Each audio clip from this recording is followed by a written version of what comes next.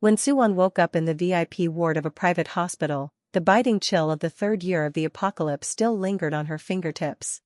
It was scorching hot in July outside the window, but she suddenly sat up. There was only a whole month left before the global cold wave broke out. Won, do you really want to break up? Lin Hao's voice was filled with his usual hypocrisy.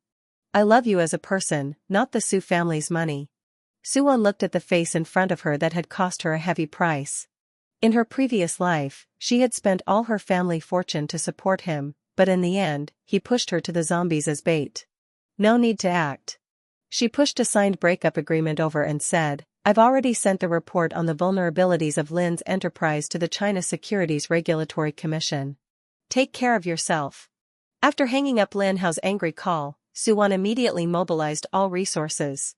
In the name of renovating a vacation villa, she completely reinforced the manor on the top of a hill in the suburbs.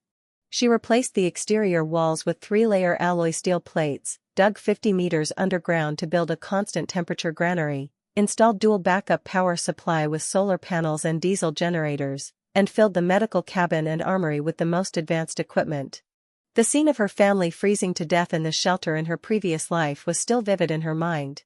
This time, she wanted to build an indestructible fortress. The cold wave arrived as expected, and the temperature dropped sharply to -60 degrees Celsius.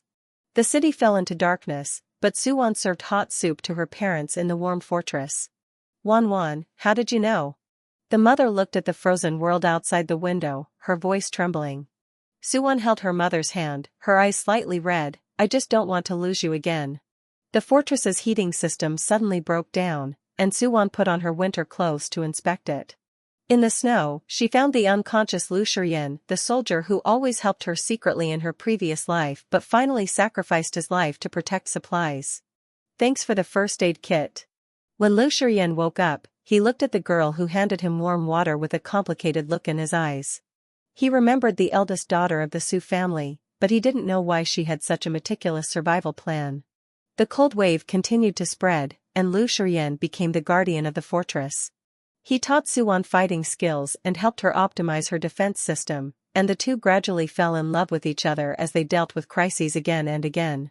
When spring finally broke through the ice, Suwon stood on the watchtower of the fortress, looking at Lu Shiyan beside her, and finally understood, rebirth is not only to protect family, but also to meet truly worthy love.